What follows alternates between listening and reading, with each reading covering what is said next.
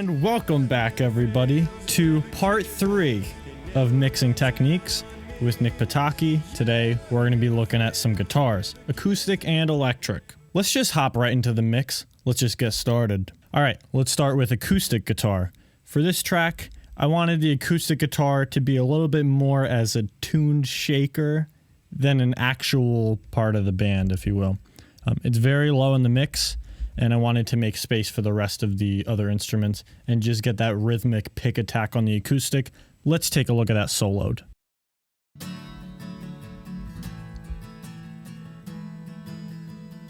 You can hear a lot of reverb on there to make it kind of blend in the mix.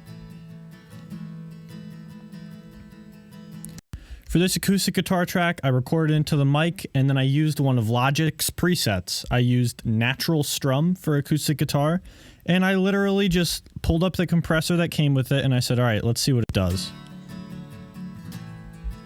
And I just dialed in the threshold to give it around 2-3 dB of gain reduction.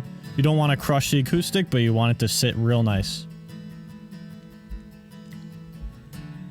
So as far as acoustic guitar, that's basically it. So now let's solo the electric guitars and see what they're doing in the mix.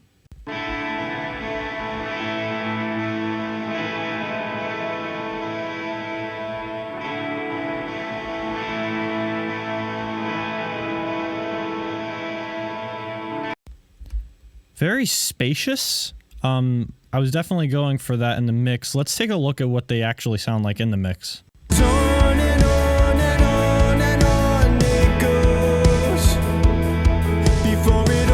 So much space in the mix, it's beautiful. Let's see with and without them in the mix. Wow.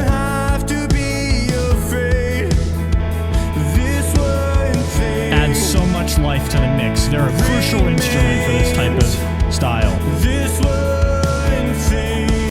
Alright, let's break this down. So basically, when I record electric guitars, I run my guitar into my pedal board, which you can see in this video here, into my amp, and then I run a 1/4-inch cable from my effects loop output into my interface. That's right. It may sound crazy, but yeah. Let's hear what this guitar track sounds like with no plugins at all. You're gonna have a headache once you hear this.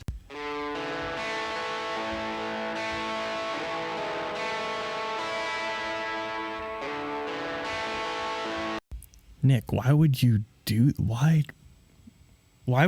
that? So the reason it sounds like that is because there's no speaker being emulated when you run right out of the effects loop into the interface. So we need to fix that. I got a nice speaker impulse here from David Hislop from Bethel. Sounds great. Let's take a look at what that sounds like with and without.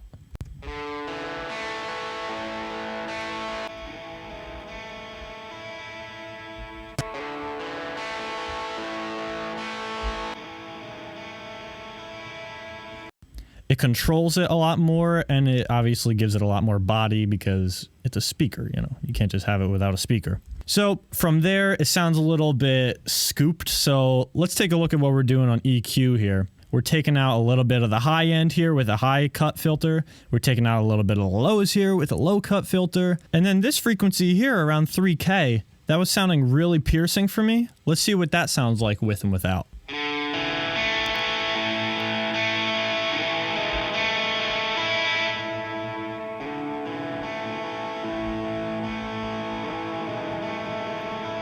Yeah, you're welcome for cutting that frequency.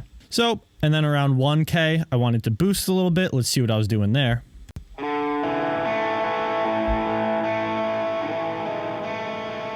Yeah.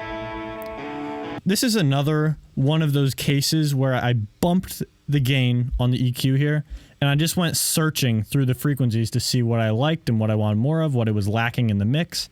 And then you just dial it back down to 3 dB of gain. That's what I love doing on any track that I'm mixing. As far as the low end here, I wanted to add a little bit more body. It was a little thin for me in the mix. So when I was listening to the mix, I was like, I need a little bit more body on the electric guitar.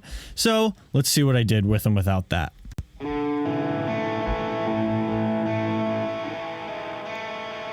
Yeah.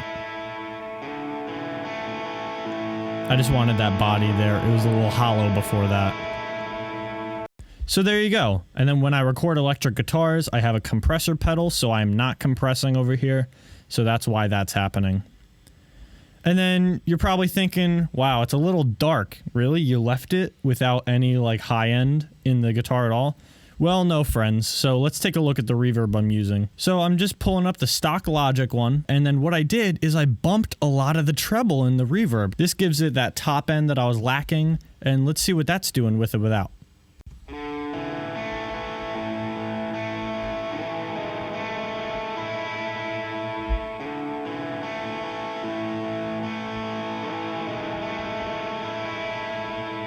That's adding a lot of nice high harmonic frequencies. Wow, that's beautiful.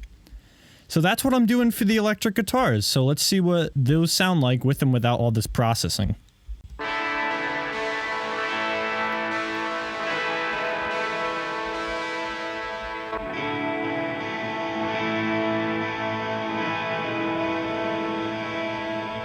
Sweet. So that is it, ladies and gentlemen. I'm a big believer in get your tone right before you record it. Get your amp and pedals dialed in really well before you even decide to record it. Once you record it, it'll be a lot easier to mix, I promise you. Less EQ moves you gotta do, and a better recording in the end. So that is it, you guys. That is how I mix my electric guitars. If you like this video, then feel free to subscribe, like this video. I have a lot more content just like this. There are 2 more parts to this series that are coming out. Keyboards and vocals, and I will see you in the next part, keyboards. See you there.